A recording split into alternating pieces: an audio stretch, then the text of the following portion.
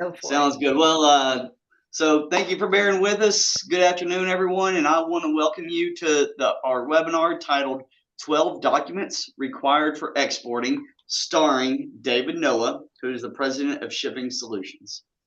And I tell you what, you don't want to leave your documentation to chance. So I'm glad you're here because the OFAC agents don't care if you made a mistake. So this is a very important webinar. So thank you all for joining us. My name is Jonathan Bricker, and I'm the chair of the Arkansas District Export Council. In my primary role, I work for Regions Bank located in Bentonville, Arkansas. My banking career started off as international business development, and now I'm a commercial lender with a focus on helping commercial and industrial businesses located in Arkansas. I want to begin today by thanking our sponsors, Arkansas Economic Development Commission and Arkansas Manufacturing Solutions. Without their support throughout the year, we would not be able to host these free webinars for you all. So immense amount of gratitude to the AEDC and AMS. I appreciate you all for joining us today. For those that aren't quite sure who the DEC is and what we do, allow me to do just a quick introduction. We are a private nonprofit organization that brings people together with experienced international business people to potential exporters.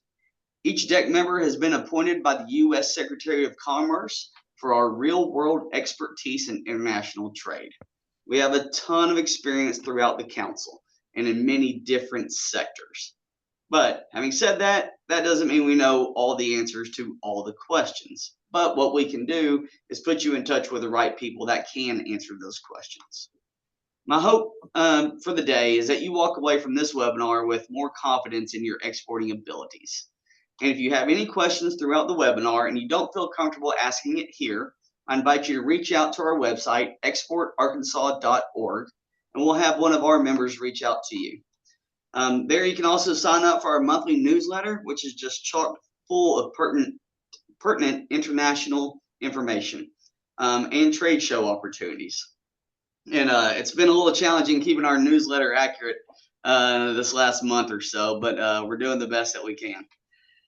This class is designed to generate some questions as you kind of work your way through what it takes to successfully send your product or service overseas. It's meant to be a high-level overview of some very important parts of exporting. Then, as you're ready to take the next step, the DEC's council members will be here to help you in any way possible. Basically, we want to be your strategic partner to help you grow your exports, which helps grow your bottom line. Before we begin, I'd like to ask everyone to please keep themselves muted and raise your hand if you'd like to ask a question, or you can simply put it in the chat. That way we don't have any background noise interrupting our speakers. And I appreciate everyone's help with that. I'd like to introduce everyone to your moderator this afternoon, Mr. Rudy Ortiz. Rudy is the owner of Strategic Business Services, LLC, where he helps companies in a wide variety of international business and exporting needs. He works alongside companies entering into new markets and is a U.S. partner of Global Market Entry Consultants, which is a global group of entry experts, and they're located throughout 32 countries. With an MBA in international business, he facilitates export and supply chain related classes for the DEC and is a certified global business professional. For these reasons, he's the DEC's education chair. Rudy, thanks so much for spearheading this. And with that, I'll turn it over to you. Thank you so much, Jonathan. I really appreciate that.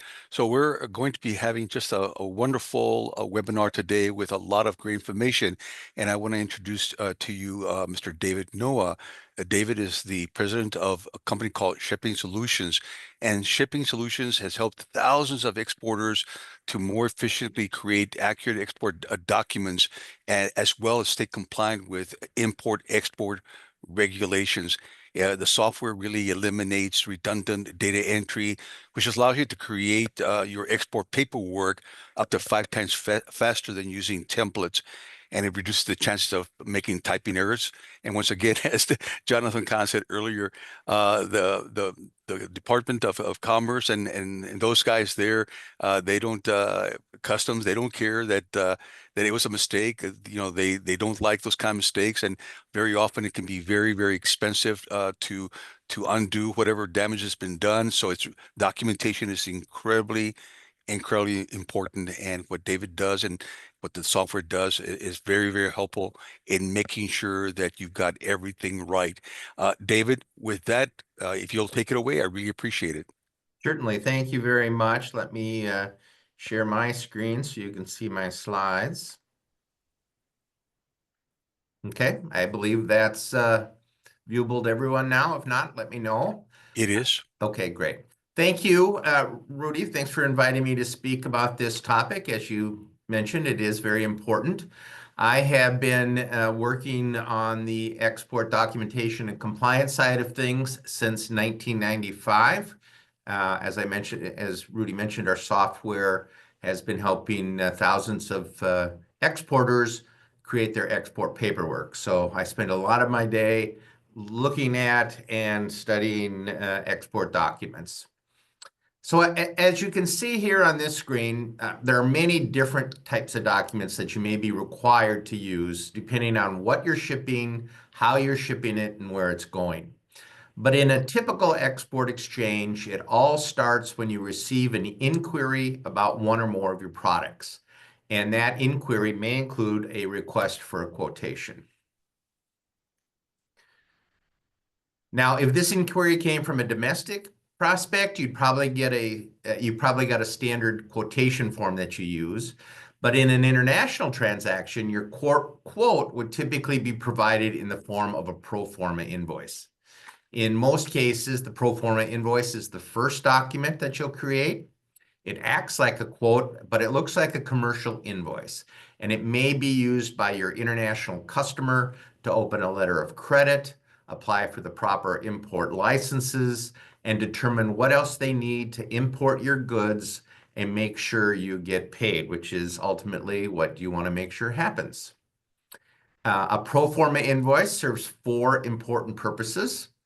First, it serves as a negotiating tool between you and your international customer. Ideally, as I mentioned, it'll look a lot like your final commercial invoice. Second, while it's a voluntary document, it is the preferred method of doing business internationally. It's good form to provide a pro forma invoice, whether or not it's requested.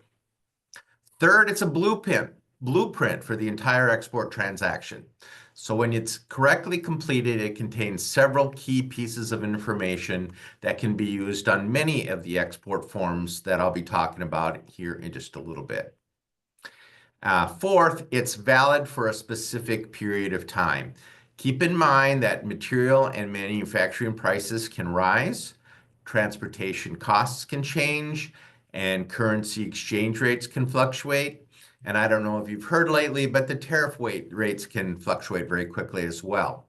So if you don't include an expiration date on your pro forma invoice, you may end up losing money on your transaction, and you certainly don't want to do that. A pro forma invoice will specify who is the buyer and seller in this transaction and include a detailed description of the goods, the harmonized classification of these goods, the price, and the term of the sale, which would typically be expressed as one of the 11 current Incoterms, the payment terms, the delivery details, including how and where the goods will be delivered and how much that will cost, and the currency that you're using in this quote, whether it's US dollars or some other form of currency. Once you've sent a prospective buyer your pro forma invoice, you've set this sales process in motion. The buyer will have the option to purchase your goods, negotiate the terms of the sale, or simply decline to buy. Now, there are a couple things I mentioned that I just want to take a moment to talk about before I move on. The first was the harmonized system or HS classification of your goods. I'm sure this isn't new information for you, but just as a reminder, the HS codes are defined by the World Customs Organization, and they're used by most countries of the world as the basis for classifying your goods for import and export. It's a 6-digit code that should be the same in the US as it is in your buyer's country, and it's what is used by your buyer's customs authority to determine the duty rate for your goods. The HS code is defined by the World Customs Organizations, or that code that is used, that was created by the World Customs Organization, is used to create the 10-digit harmonized tariff schedule of the United States for importing products into the United States, and the 10-digit Schedule B code used for exporting out of the US. Now, keep in mind that the HS and HTS codes can, and they do change occasionally. Every 5 years, the World Customs Organization releases a revised list of the HS codes, which they most recently did in 2025, and every country adapts. That doesn't mean that most HTS and Schedule B codes were changed in 2022, but US exporters and importers should make a habit to review the harmonized tariff schedule each year to see if by chance their product codes need to be updated. The International Trade Commission released 10 revisions to the HTS US codes in 2024, and it has already published the 2025 edition of the codes. If you haven't yet confirmed the HS codes for your products, I recommend that you do so, and I think it's a good New Year's resolution to do every year. But I'm digressing here. An exporter needs to know their current 10-digit Schedule B code when they or their agent is ready to file through the automated export system. And I'll talk a little bit more about AES here in a little bit. But what you need to know right now is that a pro forma invoice should include the 6-digit harmonized system code for your products, because that number is going to be the same in the US and in the country of import. Now, I also mentioned that you should include the term of sale on your pro forma invoice. For an international transaction, that term of sale, excuse me, is typically expressed as one of the 11 Incoterms agreed upon by the International Chamber of Commerce that defines who is responsible for the various steps of the export-import process. This Incoterms 2020 Chart of Responsibility and Transfer of Risk summarizes what functions the seller and the buyer, which is usually the exporter and the importer, is responsible for under each of the terms. Using Incoterms is more complicated than can be summarized in this chart, but I think it's a good overview of what all the terms specify. And if you want to, you can download a copy of this chart for free from the Shipping Solutions website. So once the buyer and the seller have agreed upon the terms of the sale and the buyer has accepted the terms of the pro forma invoice, and that's usually done by submitting a purchase order that the seller accepts, the transaction is ready to proceed. When the goods are ready to ship, the seller issues a commercial invoice. In addition to listing the amount owed by the buyer to the seller, including when and how payment must be made, the commercial invoice includes serves several important roles in the export process. The destination country requires it before clearing the goods through customs. If there's an insurance claim on the shipment, it serves as a key supporting document. Depending on the payment term, the buyer may use it to release funds through its bank to the seller. A bank examines it before reimbursing funds under a letter of credit or a documentary collection. And U.S. export regulations require that exporters retain it for 5 years from the date of the shipment. And exporters can also use the commercial invoice to support foreign credit risk insurance claims if that's necessary. Now, to serve all these purposes, the commercial invoice needs to include some important information. Number 1, the date of the sale and an invoice number. 2, the seller's and buyer's name, address, and contact information. 3, the ship-to party's name, address, and contact information if it's different from the buyer's. 4, a detailed description of the merchandise, including but not limited to the name of the items, their 6-digit HS number, their grade or quality, and the country of origin. 5, the quantity, price per unit, and total price for each line item. 6, the total value of the goods. 7, additional freight and handling fees, including the total price of the sale. 8, the currency being used. 9, the relevant trade term and the location associated with that term. For example, I would use FCA Minneapolis, Minnesota, USA, based on Incoterms revised in 2020. 10, a signature, signer's title, and date of the signing. 11, additional information provided in the terms and conditions or on the document, such as U.S. export control information like an ECCN or USML classification, or an indication that the items are EAR 99. An import license requirements, if you know that. Any additional certifications or statements required by the country's buyer, or the buyer's country, excuse me. Where the title transfers from the seller to the buyer, and the method of payment for this sale. Now, as a general rule, most exporters include the harmonized system code on their export invoice, and I think that's a good idea. But sometimes I've heard from exporters who choose not to include an HS code on their invoices, and there's 2 primary reasons why they might leave this off the invoice. First, your foreign customer, may ask you to specify a 10 or even 12-digit number for your product.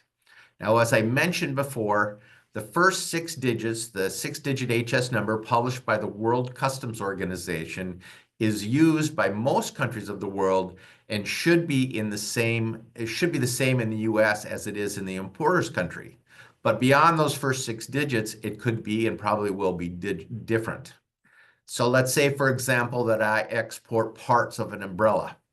In the United States, they are identified by the HS number 6603.20.3000. But if I'm exporting these to Germany and I complete the commercial invoice using all 10 digits of that code, the German importer's paperwork will be rejected. In Germany, the correct number is 6603.20.0000. So it's different. Second, your customer may ask you to use an HS code that you aren't sure is accurate.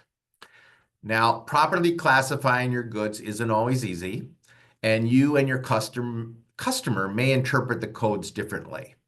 Or perhaps they want to use a code that will result in a lower duty rate.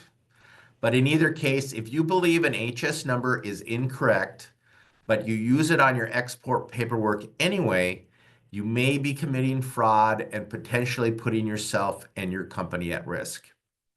In either of those cases, it may be best to simply exclude including an HS code on your invoice.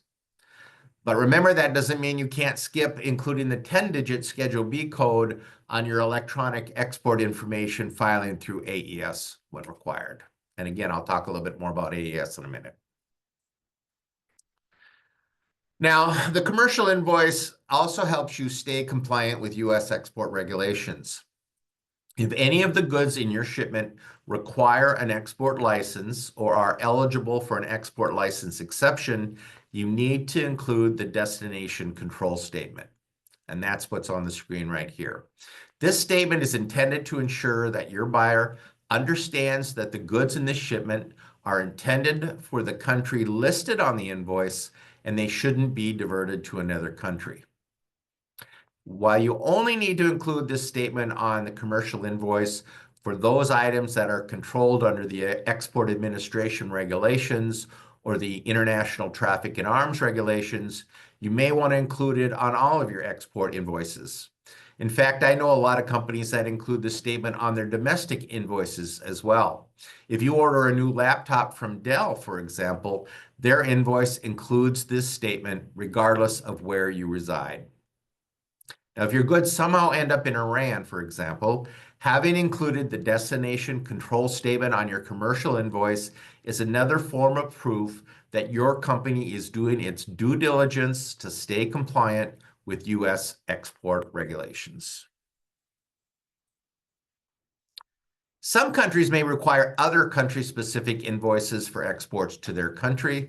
For example, Canada requires Canada Customs invoices for imports valued at more than $2,500 Canadian, unless the commercial invoice includes all those additional data elements that you find on the Canada Customs invoice.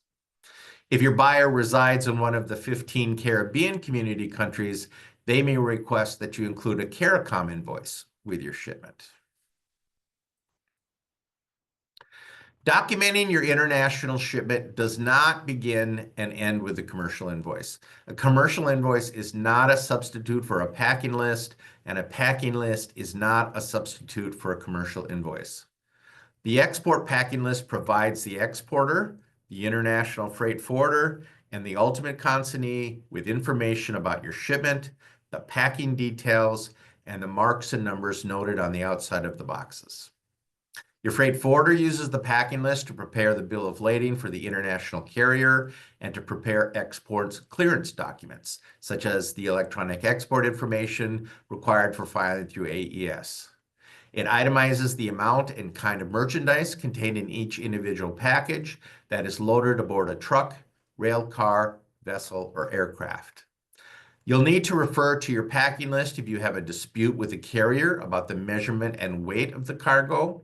You'll need it to file a claim with the carrier or insurance company if your cargo is damaged or lost during transport. And it's used by the customs authority in the country of import to assess security and compliance.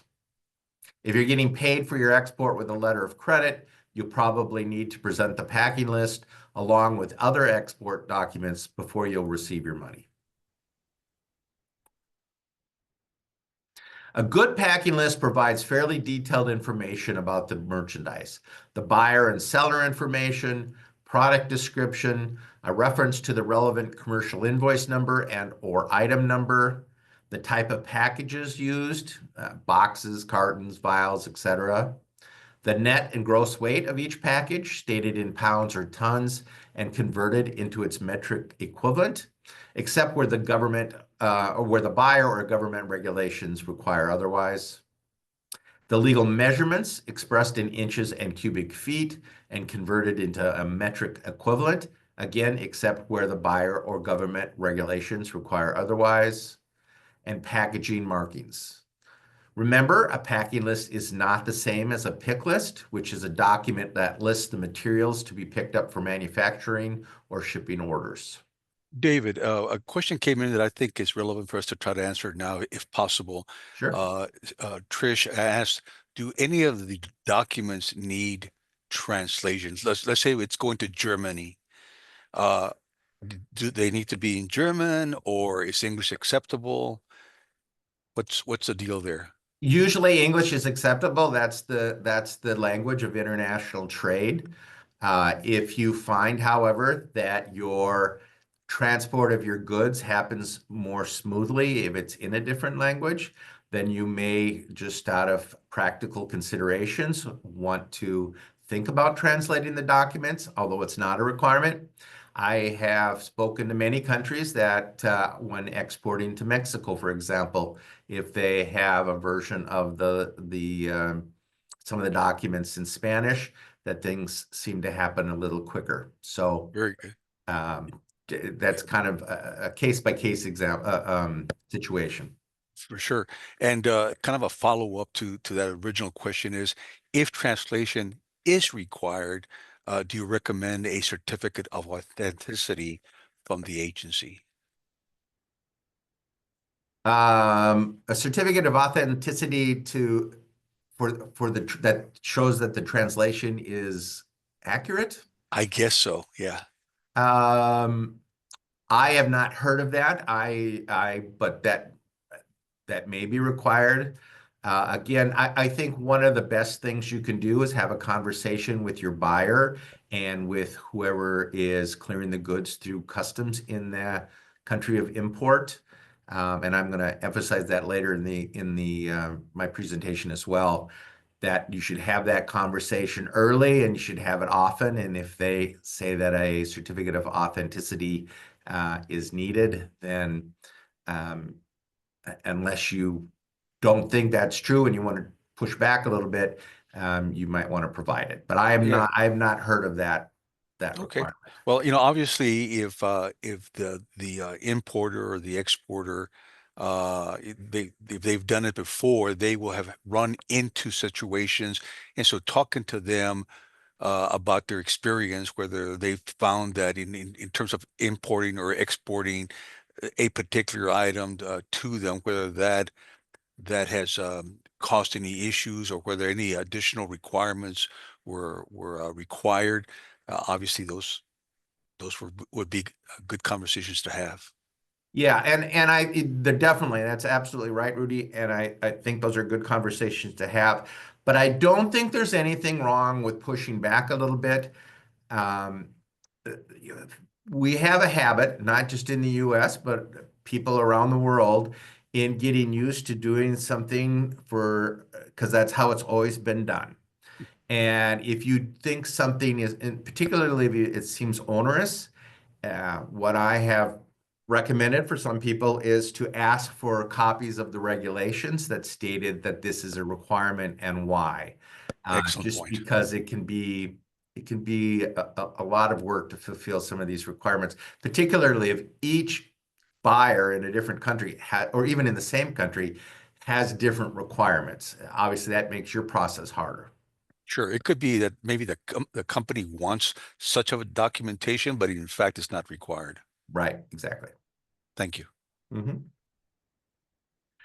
So now, some countries like China and certain Middle Eastern countries require a certificate of origin for your shipments that identify and certify in what countries the goods originated.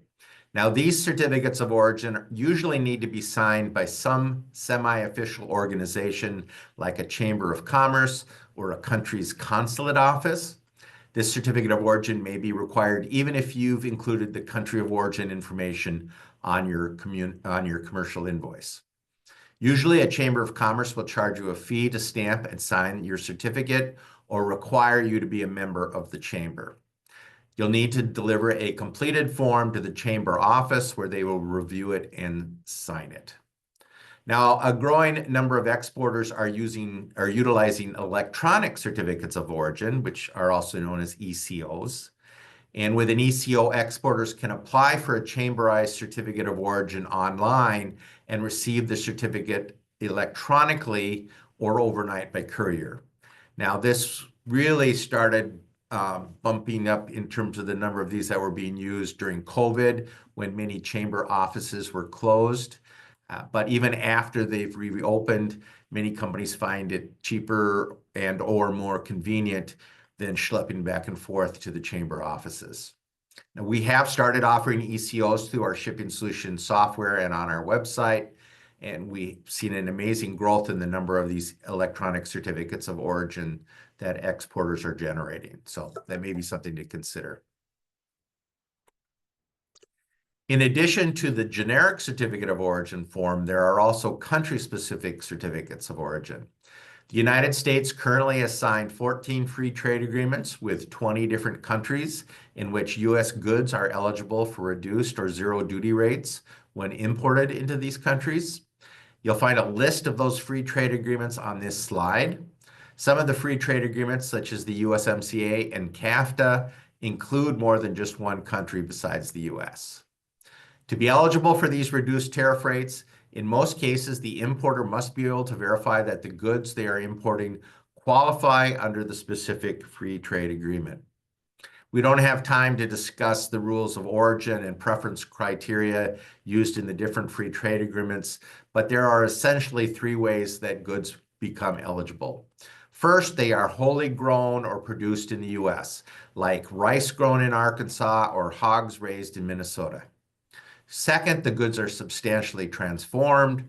Or third, the value of the non-originating parts in a good is less than a specific percentage of the total value of the goods. Now, that's a very simplified explanation of how goods qualify under a free trade agreement, but I hope you get the point. You can't say that a good qualifies simply because it comes from the U.S., the rules are more complicated and the importer must be able to prove their claim. How can they do that if they don't produce the goods? Well, they must rely on the exporter or the producer of the goods, that the goods do in fact qualify. In most cases, the exporter does not have to complete a specific form to make the claim. A printed or electronic document or on company letterhead that includes all the required information will suffice. But that being said, most companies I talk with prefer to use a model template of a form, which usually looks very similar to the USMCA that I have on the screen right here. Excuse me. That way they ensure they've included all the required information, and it makes it easier for everyone, the importer, their broker, and the customs authority, to recognize that they are making a claim under the appropriate free trade agreement.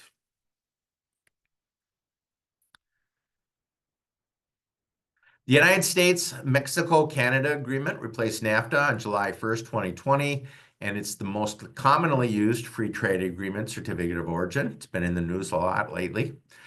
We don't have time to do a deep dive into the USMCA, but the most important point I'd like to make, and this counts for all the free trade agreements, certificates of origin, is that exporters shouldn't sign the form unless they know it's accurate. We get calls all the time from exporters who just want to know what they should put down for the preference criteria so they can sign and return the form.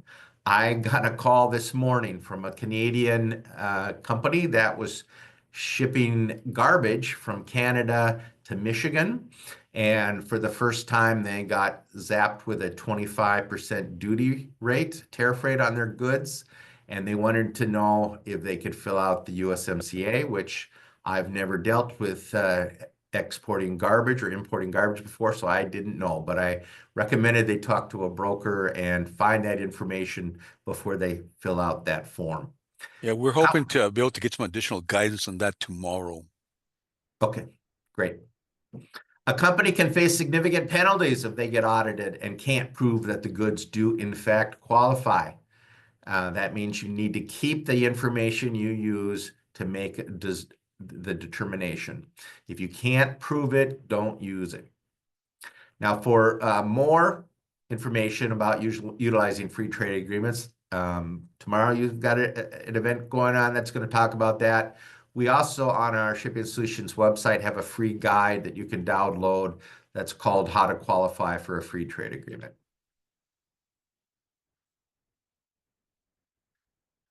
Now, sometimes called a certificate for export or certificate to foreign governments, a certificate of free sale is evidence that goods such as food items, cosmetics, biologics, or medical devices are legally sold or distributed in the open market freely without restriction and approved by the regulatory authorities in the United States.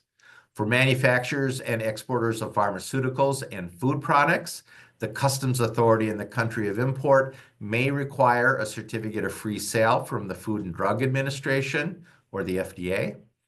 For other types of products, they will accept a certificate of free sale issued by a Chamber of Commerce. You should check with the importer of the goods, excuse me, if they require an FDA-issued certificate. Otherwise, a chamber-issued certificate is faster and usually cheaper to obtain. And like a certificate of origin, you don't need to provide a certificate of free sale for every shipment. Instead, you may need to provide a certificate of free sale when you first try to import your product into a specific country. You're essentially informing customs that in that country, hey, this is a new thing I'm going to start importing, and here are my support documents that confirm this product is legal to sell in the country of manufacture. To obtain a certificate of free sale, you need to supply a declaration from the manufacturer on company letterhead that the goods are manufactured in the United States. You must also submit copies of at least 2 invoices issued by your company within the past 12 months showing that you've sold these products to 2 different customers in the U.S. Again, that's something we can help you with on the Shipping Solutions website if you don't need a certificate of free sale issued by the FDA. Now, one of the most important partners an exporter will work with in their exports is a freight forwarder. A forwarder usually arranges the transport of the goods with a carrier and helps ensure that you've taken care of everything that needs to be done for this process to go smoothly. Depending on the term of the sale you agreed upon with the buyer, remember that's typically identified as an Incoterm, the freight forwarder may be hired and working for the exporter, or in the case of a routed export transaction, be hired and working for the buyer. Regardless of who hires the forwarder, it's important that you provide them with the information they need to successfully move your goods. The shipper's letter of instruction, abbreviated as SLI, is the document usually used to facilitate that communication. I often describe the SLI as sort of a cover memo included with all the other export paperwork that you generate to tell the forwarder what they need to know about your shipment. Depending on whether the forwarder works for you, the SLI may include a limited power of attorney, giving them authority to act on your behalf for the shipment. In addition, depending on who hired the forwarder, the SLI may grant them permission to file the export information electronically through the automated export system, also known as AES. Most exports valued at more than $2,500 per Schedule B code must be submitted to customs via AES. Now, that's a very broad explanation of the AES filing requirements, but at this point, the point I want to make here is that filing through AES is an important consideration for many exporters. If the freight forwarder is hired by the buyer, then it's the forwarder acting as an agent for the buyer who typically does the AES filing. Even if you, as the seller, is the one who hires the forwarder, you may pay them to do the AES filing on your behalf. That's not unusual. In either case, even if you aren't doing the AES filing yourself, you are legally required to provide certain data elements to the forwarder so the filing can be done. And the SLI is the document you would typically use to do that. Now, as an aside, I strongly believe that the exporter should almost always be the party that does the AES filing, even in a routed export transaction where the buyer picks the forwarder, and you can negotiate with the buyer to give you permission to do so. Filing through AES is not that hard to do, and it gives you more control over the process. More and more of our clients are assuming that responsibility for every export shipment just for that reason. However, I understand that many companies do rely on a freight forwarder for their AES filings, and so they just need to make sure that they accurately complete an SLI.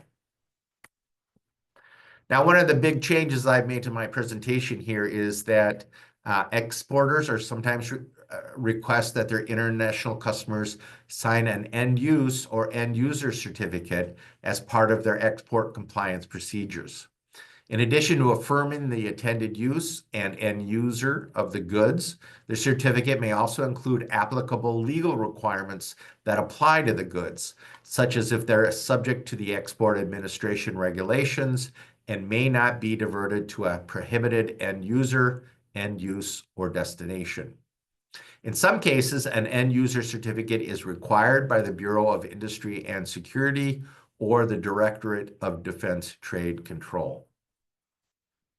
In other cases, companies use it as a standard part of their due diligence process for all their exports, even when it's not required by the regulations, or a company may require it in certain circumstances, such as exports to higher risk regions of the world, or when they have other potential concerns about a customer. End use and end user certificates can play a critical role in safeguarding national security, ensuring your organization's regulatory compliance, and promoting responsible international trade practices. And David, if I might add, if you have a client that is asking you to ship something to them, and they change the destination point kind of at the last minute, that is a real red flag. So you need to be very, very careful with that. I have found that in most cases, whenever you have a product that could have, dual purpose, and they say, send it to Israel, and then at the last minute they wanted to send you to some other Middle Eastern country. that is almost always a red flag that there's something going on. So you really need to hit the brakes and do a lot of due diligence, because that could get you in tremendous hot water. Yeah, red flags are very important to keep an eye for sure. So at this point, I've talked about the 7 most common forms that an exporter will produce: the pro forma invoice, the commercial invoice, the packing list, a certificate of origin, a certificate of free sale, a shipper's letter of instruction, and an end user certificate. But remember, this is just typical. There may be other documents you need depending on what, where, and how you're exporting, and how much or how little of the responsibility you want to take on. There are some others I'm going to touch on much more briefly. One is an inland bill of lading. It's often the first transportation document created for an export. It can be prepared by the inland carrier, or you can create it yourself. It's a contract of carriage between the shipper of the goods that states where the goods are going. It also serves as your receipt that the goods have been picked up. In an international shipment, the inland bill of lading is not typically consigned to the buyer. Instead, it's consigned to the carrier who will be moving the goods internationally, or if not directly to the carrier, to a forwarder, warehouse, or some other third party who will consign your goods to the carrier when ready.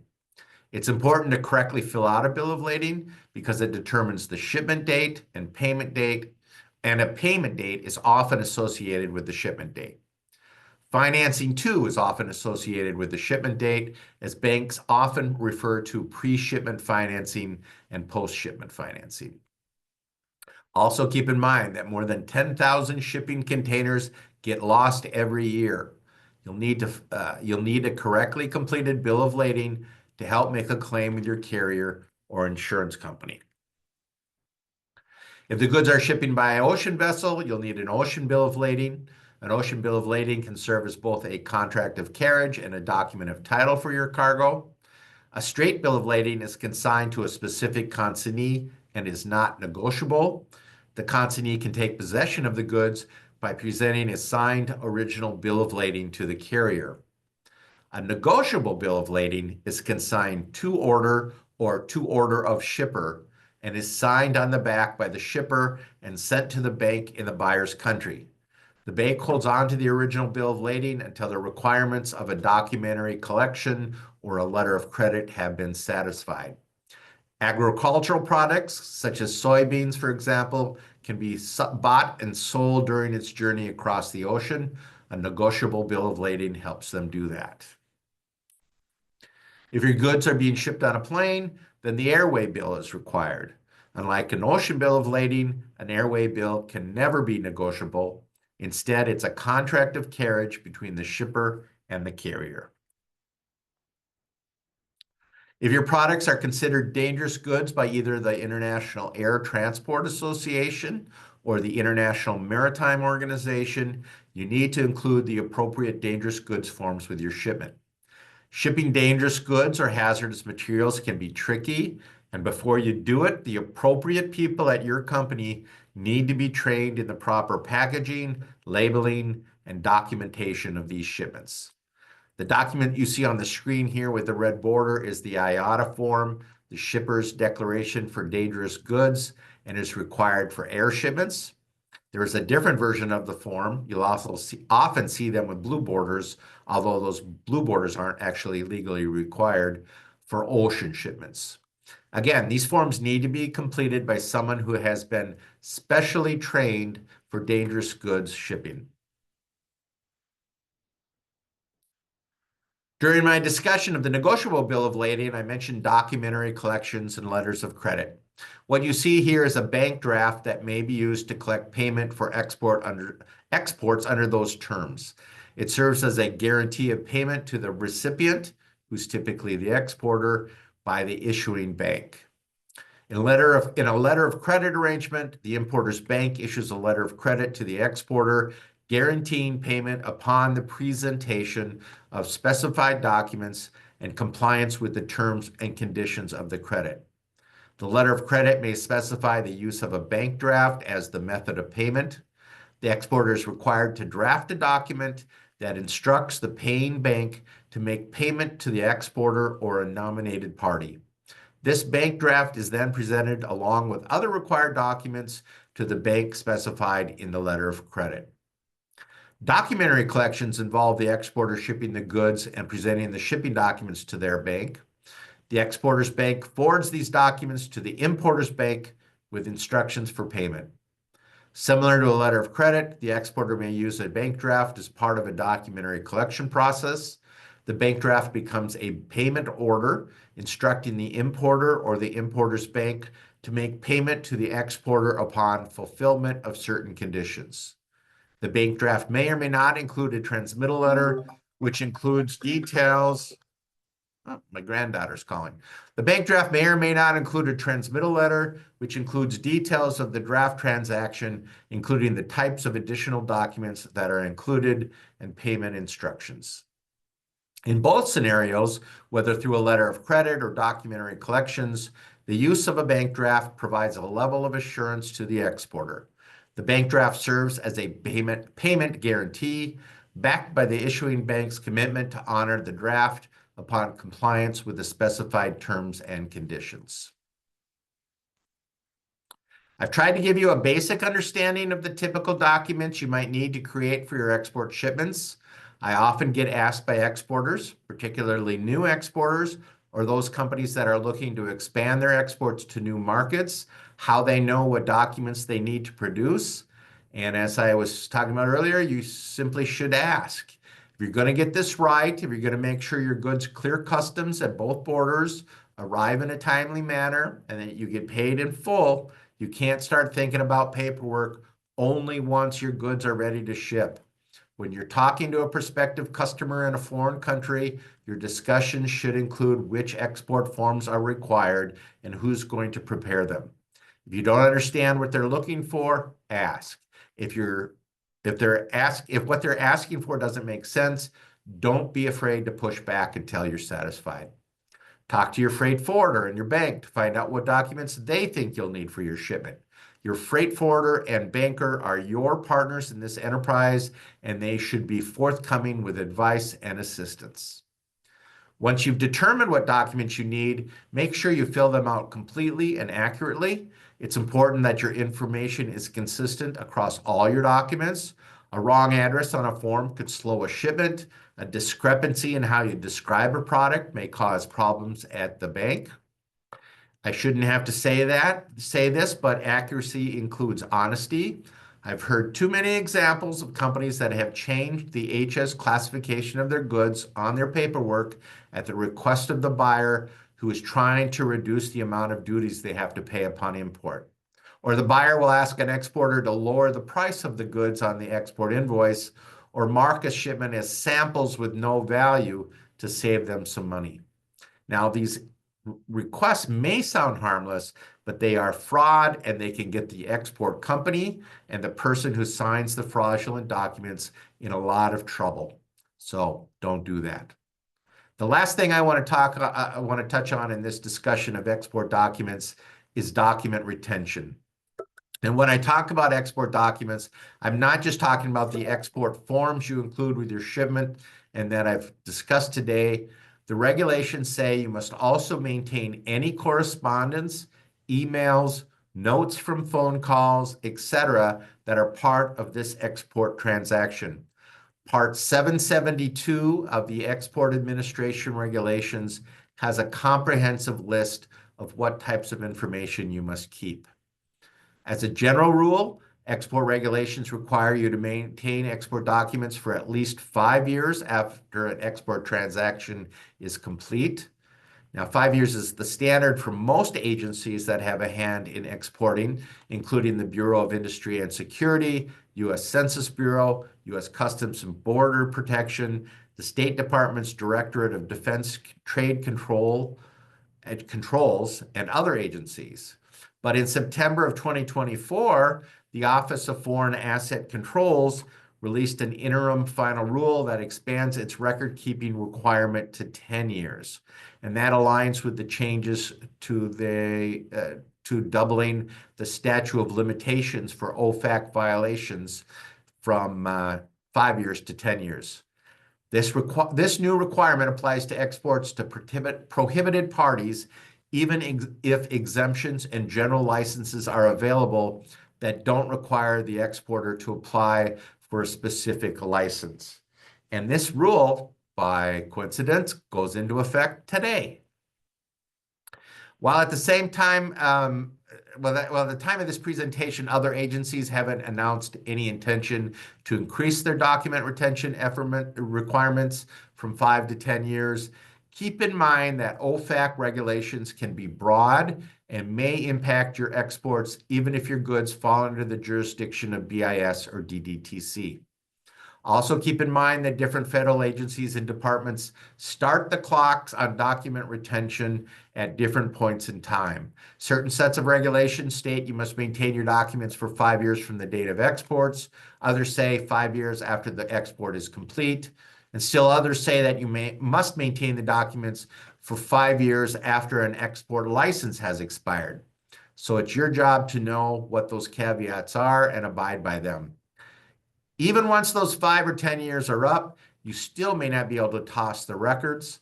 If a government agency requests information pertaining to a particular export shipment before the 5-year period is up, you must continue to keep all the records related to that shipment until you have written authorization that you can destroy them. All the information we've talked about today can be found in one or more of hundreds of articles we've published on our free blog we call Passages. If you go to shippingsolutions.com/blog, you'll find all our articles organized by topics. These blog posts go into greater details than I can today.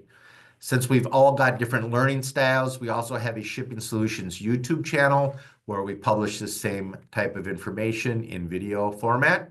Check that out.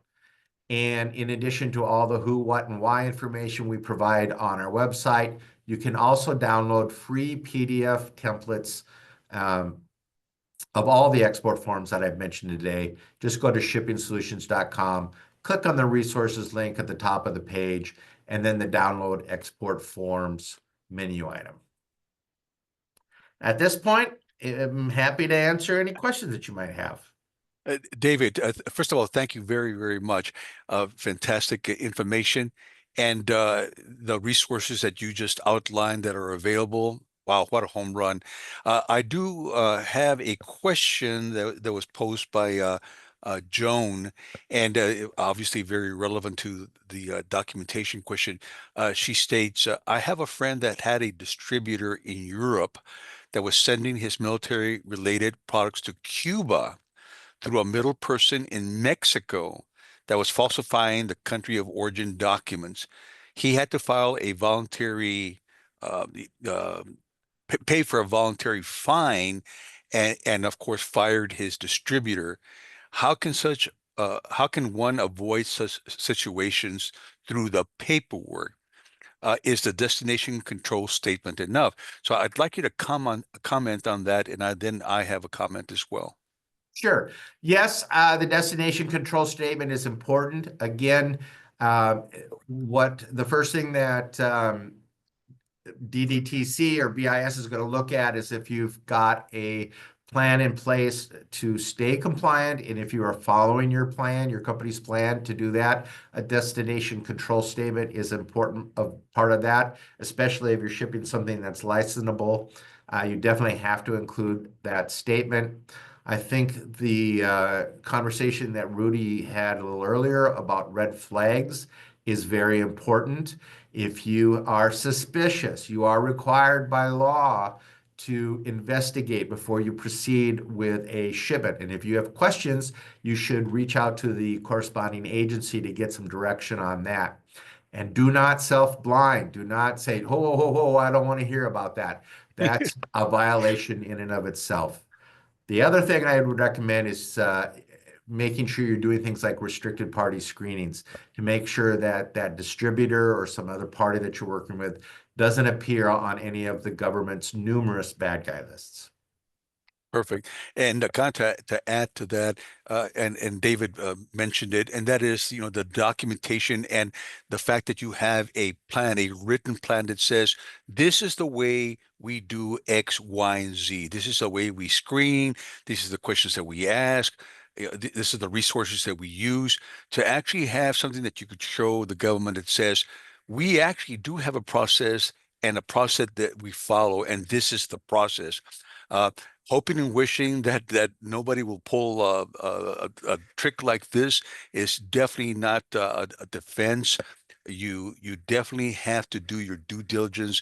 You have to ask the question. You have to document that you became suspicious and you did X, Y, and Z to try to ascertain as the very best that you can that the product actually was going where they said it was going. To not do that, to just kind of, well, here's my document, here's my destination control statement. No, that itself is not going to be sufficient. You have to show that you went through a process and that you did the as best due diligence process as possible to make sure that the product was actually going where it was stated it was going.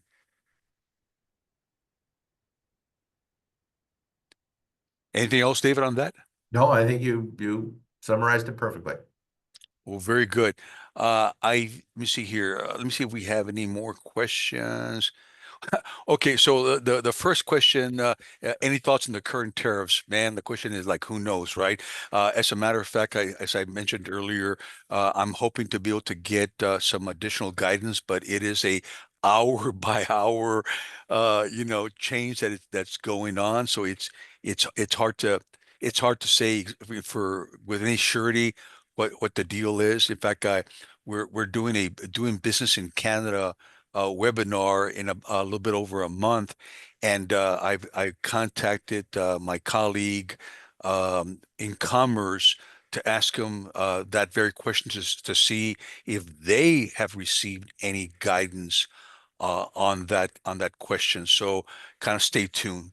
The next, let me see here, Luis Rangel, with the new tariffs imposed for imports from Canada, same question, is the USMCA still recognized? And the answer is we don't know, but we're hoping to be able to give you some guidance on that, hopefully by tomorrow. And I think And as that's of right now, there are certain, the tariffs don't apply to items that are qualifying. Most of the tariffs don't apply to items that qualify under the USMCA. So I think it's more important than ever to know whether or not your items qualify and be able to prove it. absolutely. Absolutely. Well, very good. I think, let me see here. I'm trying to see if we have any other additional questions. It looks like we've covered everything. I guess I will open it up. If anyone has a question, if you'll please raise your hand, that would be, or put in the chat, that would be lovely.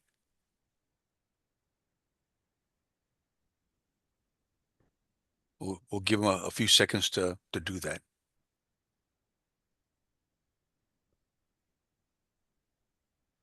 And I think Ms. Heidi has done a great job of providing you guys links to various information, and make sure that you look at the chat box to see the information that she's provided there, the links to the to download the slides that David has provided. Obviously, it's a lot of information. The way you can write all that stuff down, so you can get the slides with that information. And also, we're going to have the recording of this webinar hopefully by Friday, and there is the link to be able to access that information. And in case you don't know, the Arkansas District Export Council also has a YouTube channel, and we have all our webinars recorded there. And so that if you need to go back and look at the information, what was covered, any particular details, you can do so at your leisure. And we're happy to be able to provide that information to you. And I think Ms. Heidi also put some additional information on two webinars that are coming up on Africa in the next, I think, few days, and then later on Pacific markets on March the 27th. Let me see here. I see. Looks like we might have gotten. Uh, Gina, do you have to be hazmat certified to label the hazmat products before shipping to the forwarder? You have to be trained. It's the regulations are a bit vague on what that means, but the people who are doing that need to be trained. All righty. Well, I think that is all we have. Hang on, see, it looks, did something come up? Oh, one, actually a couple of more questions look like how to research foreign markets need for your product. Well, obviously the exports.gov is a really good place to look to try to find out more about foreign markets. And also, believe it or not, the CIA has fantastic information on different countries and the things that are going on there. In terms of the rule of law and on and on and on. So there is plenty of places that you can look, and including our website, the Arkansas District Export Council website. We have a lot of resources there as well to be able to ascertain some information about various markets for your product. And if for whatever reason you either don't see what you're looking for or you need additional information, please feel free to contact me. I'm happy to talk to you about market entry. That is what I do for a living, is help companies with foreign market entry, and so I'm very happy to do that. One last thing here before we sign off. I sell Catholic products that in some countries are considered security threats. Okay. Is the end user certificate a safety net that one can use to specify that we do not intend to threaten their government? It says it sounds weird, but it is true. I would say that the end user certificate or end use certificate is more in terms of satisfying the concerns of the U.S. government, that the goods aren't, that the U.S. government considers dangerous to our country and our citizens isn't being shipped. So I don't think that that's going to help you in that situation. Okie doke. Well, very good. Well, David, again, thank you so much for taking time to talk to us. Obviously, you're a mega expert on this topic, and the information that you provided should be extremely useful to all those that participated. And if once again, if you have a question that has not been answered or you didn't want to ask during the chat, feel free to either call David or contact David or contact myself to post those questions. And I think Ms. Heidi threw up a slide with contact information, and I'm going to ask her to put it back up again after this short survey. The only way that we know whether we're doing a good job and can do a better job is if you guys give us some feedback. So if you would take a few moments just to answer this question, these questions would be great.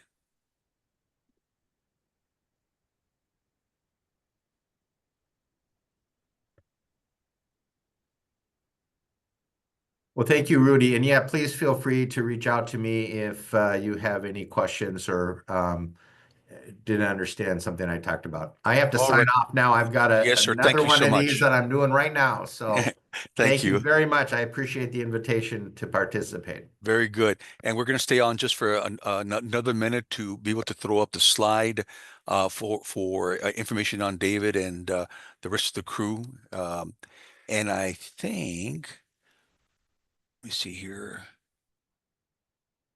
I think probably by now we should have had. Let's see here. We'll give it just another couple of seconds here. Yeah, and you can actually move the survey instrument just a little bit off to the side so you can see the information about David Noah, myself, and Jonathan Bricker, and Miss Heidi, our coordinator. And feel free to contact any one of us if you have any questions. And with that, I think we will call it a webinar. We will see you hopefully at the next one, and if we can be of service, let us know. Great. Thank you